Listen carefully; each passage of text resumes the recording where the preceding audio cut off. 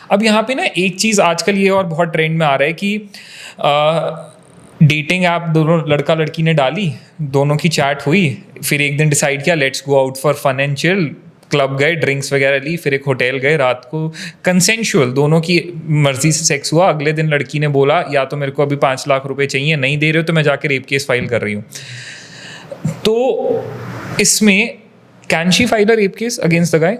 She can, होती भी है इस तरह की एफआईआर होती है। और अगर लड़का कहे कि नहीं ये तो कंसेंशुअल था? कंसेंशुअल कब तक था? कंसेंशुअल होता है आपका, देखो consent is a very undefined kind of term. आपने बोला कि हम मिलते हैं, आप होटल में गए, होटल में जाने के बाद आपने ड्रिंक किया, उसके बाद जाके आपने फिजिकल करने की कोशिश किया, हो गया आपका। सुबह लड़की उठ के बोलती है कि सब ठीक था लेकिन इसने मुझे ड्रिंक करवाया, और जब इसने फिजिकल करने की कोशिश की तो मैंने बोला नो, बट इसने ज़बरदस्ती मेरे साथ कर ली। तो अगर वो लास्ट मोमेंट पे भी नो आ गया लिखा हुआ या कहीं हो गया, तो कोर्ट भी, पुलिस भी ये मान के चलेगी कि लड़की का कंसेंट नहीं था। लड़के को जेल होने के चांसेस बहुत ज़्यादा हैं। और इसमें तो लड़का प्रूफ भी नहीं कर सकता क्योंकि कैमरा ऑन बंद करके कमरे तो में वही है। वही वही आप उस कैमरे में, अरे अगर आप बेडरूम में आपने कपड़े नहीं पहने हुए, आप कोई वीडियोग्राफी करते हो ये दिखाने के लिए कि कंसेंट था, तो आप वो वीडियोग्राफी करना, उसको सर्कुलेट करना, वो भी क्राइम है अपने आप में, ऑब्स्सीन एक्ट की कैटेगरी में आता है। आईटी एक्ट में आपके अगेंस्ट एक और दूसरी एफआईआर और रजिस्टर हो जाएगी कि आपने उसकी मर्जी के बिना उसको रिकॉर्ड किया है। तो बात सिर्फ इतनी है कि इस तरह के रिलेशनशिप्स से आपको लड़के को खुद ही बचना पड़ेगा। अब लड़की ने ड्रिंक किया हुआ क्लब के अंदर, वो बोलते कि मैंने तो ड्रिंक किया हुआ था, ड्रिंक की हुई लड़की का कंसेंट इज नो कंसेंट। कोई कंसेंट नहीं है उसका, वो किसी भी टाइम मुकर जाएगी, वो चाहे सुबह उठ के मुकर जाए, रात को भी फ़ोन कर दे। और इसका मिसयूज़ कैसे होता है, जैसे मैं बताऊँ आपको, कुछ टाइम पहले मेरे पास एक फ़ोन आया किसी का कि भाई साहब ऐसे ऐसे हमारे साथ बात हो गई है कि रात को हम गए थे ड्रिंक, मतलब क्लब में गए, लड़की मिली और उसने कहा चलो जी चलते हैं, चलो ठीक है जी, होटल का रूम बुक कर लिया। रूम के अंदर गए, अचानक से लड़की ने किसी को फ़ोन किया, 4-5 लोग खाकी वर्दी पहन के खड़े हो गए आके, और लड़की ने शोर मचाना शुरू कर दिया कि ये तो मेरे साथ ज़बरदस्ती कर रहा है, ज़बरदस्ती कर रहा है, ज़बरदस्ती कर रहा है। फेक पुलिस वाले थे, ठीक है। रात को उस बंदे ने 4 लाख रुपए दिए उनको अपना पीछा छुड़ाने के लिए, क्योंकि वो लड़की और जो लोग आए हुए थे, they were part of a gang who are targeting people. अब उनको वहाँ ऑन द स्पॉट 20,000 मिल जाए, 50,000 मिल जाए, 4 लाख रुपए मिल जाए, जिसकी जितनी औकात वो उतने पैसे देगा, और लोग देते। तो जब आपके आसपास में इस तरह के गैंग घूम रहे हैं, तो लड़कों को ऐसे गड्ढे में कूदना ही क्यों है, ऐसे कुएं में कूदना क्यों है, ऐसे दलदल में जाना क्यों है, मुझे समझ नहीं आता।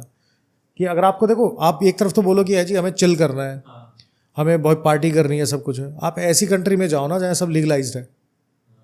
यहाँ आप जाते हो, यहाँ आपके अगेंस्ट लोग जब आपको टारगेट करने के लिए घूम रहे हैं, सब चीज़ें हो रही हैं, दे आर पिन पॉइंटिंग कि इस लड़के को आज रगड़ना है, तो आपको वो काम करना क्यों है? सिर्फ एक्साइटमेंट के चक्कर में।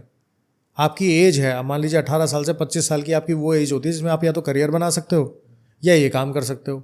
दोस्त आपके गाड़ियों में घूम रहे हैं जिनके पास पैसा बहुत है, आप उनकी देखा देखी उनके साथ चलना शुरू कर देते हो। आपकी औकात नहीं है संभालने की, तो करना क्यों है?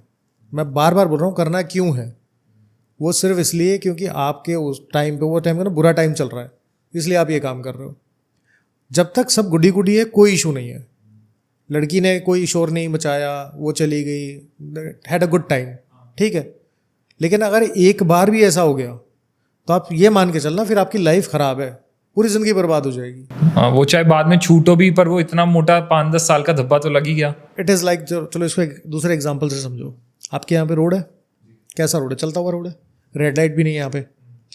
अब मैं आपको बोल दूं कि अमित रोज़ सुबह सुबह 10 बजे पीक आवर्स में भाग के रोड क्रॉस किया करो बिना देखे हुए। कितनी बार है कि आप रोड क्रॉस कर लोगे? हो सकता है 10 बार कर लोगे, 20 बार कर लोगे, ऐसा हो सकता है। क्या ऐसा कि हमेशा ही आप रोड को ठीक ठाक निकल जाओगे, कोई रिक्शा वाला टक्कर नहीं मारेगा? तो same is this kind of issues. बार बार आप एक काम कर रहे हो, एक बार हो गया, 2 बार हो गया, ज़रूरी नहीं कि हर बार होगा। एक बार हत्थे चढ़ गए ना, सब बराबर कर देंगे।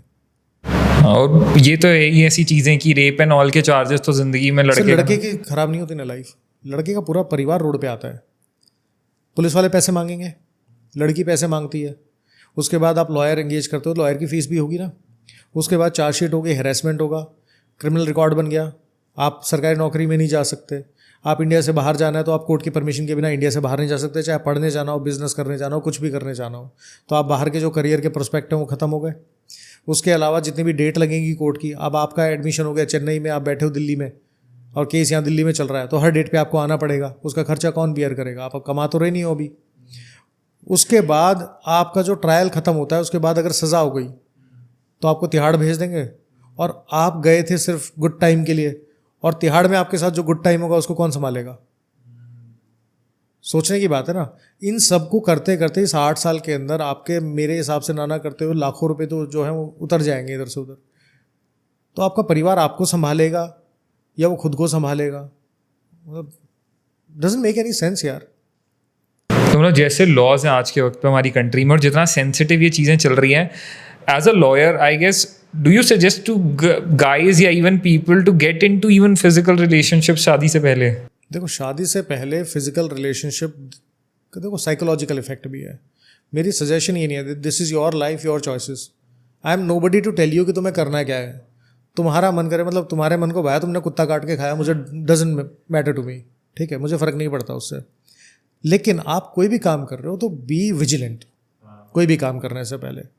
अगर आपने कोई चॉइस की है, own your choices, own the consequences. कि गड़बड़ हो गई तो फिर हो गए तो संभाल लूँगा, नहीं संभाल सकते हो मत जाओ। फिजिकल रिलेशनशिप में जाना आपके लिए सिर्फ शादी से पहले, हम बता रहा हूँ कि शादी से पहले फिजिकल रिलेशनशिप में जाना जो है वो सिर्फ आपका, सिर्फ ऐसा नहीं कि आपने गुड टाइम एंजॉय कर लिया। जितनी बार कोई फिजिकल रिलेशन में जाएगा उतनी बार उसकी ना चाहते हुए एक इमोशनल बॉन्डिंग जो है वो बन जाएगी। वेस्टर्न कंट्रीज़ में हमने देखा है, मतलब बहुत सारी रिसर्च भी आई है कि जब आपके मल्टीपल पार्टनर्स होते हैं तो मल्टीपल पार्टनर्स में क्या होता है कि आपकी बॉडी जो है वो क्रेव करती है उस पार्टनर के लिए जिसके साथ आपका फिजिकल इंटीमेसी हुई है। फिर आपका क्या होगा, पार्टनर चेंज हो गया, आपकी फिजिकल इंटीमेसी चेंज हो गई, धीरे धीरे करते हुए आपकी साइकी चेंज हो जाती है और आपको एक अच्छी हेल्दी मैरिड लाइफ एंजॉय करने में प्रॉब्लम आती है। बिकॉज आपका साइकोलॉजिकल कनेक्ट ऐसा होता है कि आज मैंने ये फिजिकल कर लिया, अब इसके साथ मैं बहुत टाइम तक नहीं कर सकता हूँ या नहीं कर सकती हूँ, अब दूसरा पार्टनर चाहिए। And that again creates a discord between the husband and wife. That is again one of the reasons जिसकी वजह से डाइवोर्स भी ज़्यादा हो सकते हैं।